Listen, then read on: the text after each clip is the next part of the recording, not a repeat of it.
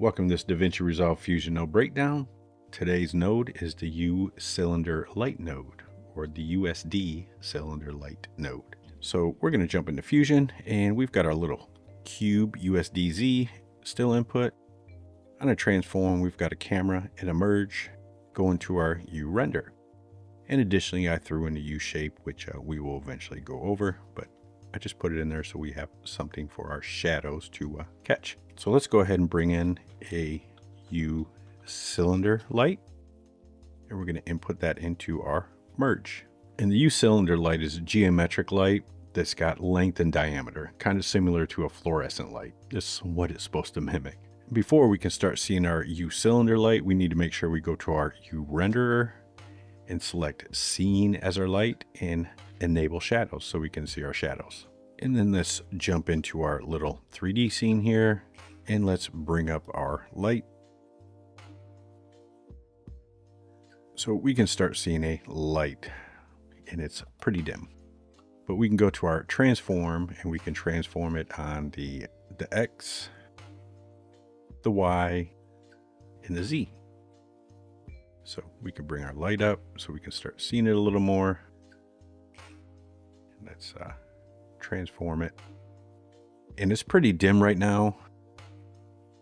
If we go to our controls, and I'm going to skip down here to the decay type, we've got it set on quadratic. So by default, it sets itself on quadratic. But if we select linear or no decay, we'll see a little more light come in. So we're going to leave this on linear.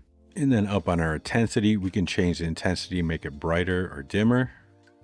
And this intensity at 1 is 100%. If I put it at 0.5-ish, it's 50%. So that's how the numbering works. But you can, if you need to go brighter, you can go to 200% if you want. But let's leave that on 1. And then we can also use this exposure control to raise or lower our exposure of our light. And it's not changing the overall scene, it's just changing the exposure on the light. So it's operating exactly like the intensity, but this isn't a percentage of light, it's just our exposure. So on the color, we can change the color of our light.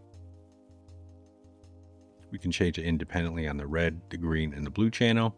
And additionally, we can enable color temperature. So if I know I shot all my scene and I'm mixing this in with live footage, I shot my entire scene at 5600 Kelvin, I can change it to 5600 Kelvin so that matches my live footage lighting.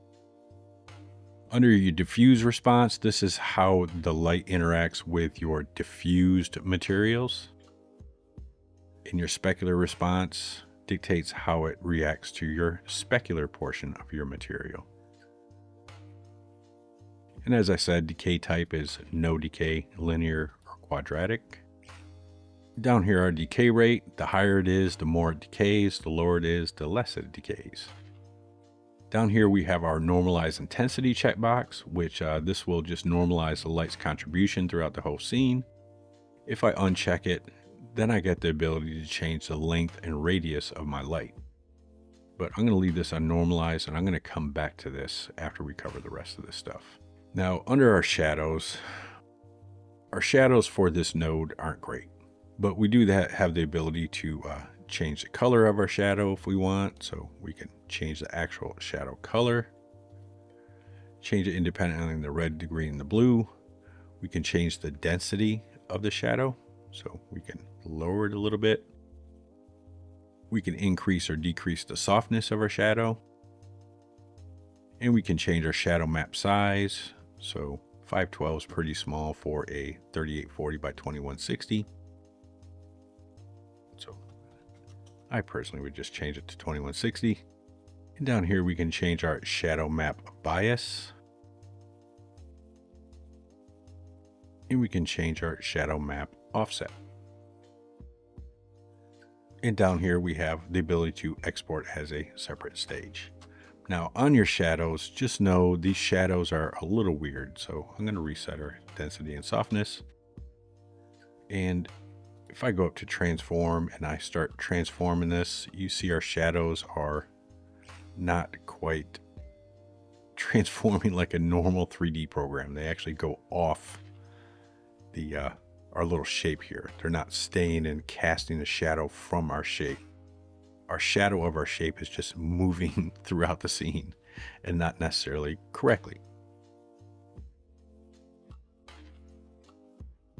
Same with if I bring it up, you can see it's actually casting some weird shadows of itself on itself. So they do get a little odd. So just watch your shadows to make sure they remain realistic.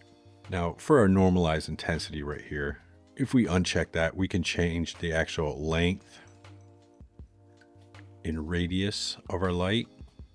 But to be able to see this, I'm going to make a couple changes. One, I'm going to disconnect our little cube here. And I'm going to go to our material and make it extremely metallic and drop down the roughness so it's super shiny. And let's bring our light down so we can start seeing the reflection on our little plane there. And you can see what's happening with this reflection. And I'm going to zoom in.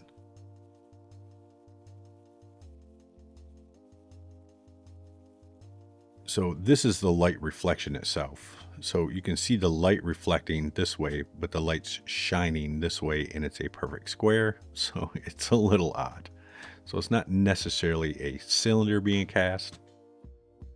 And if I go to our length, you can see we can change the length of our light, but it's changing the actual radius.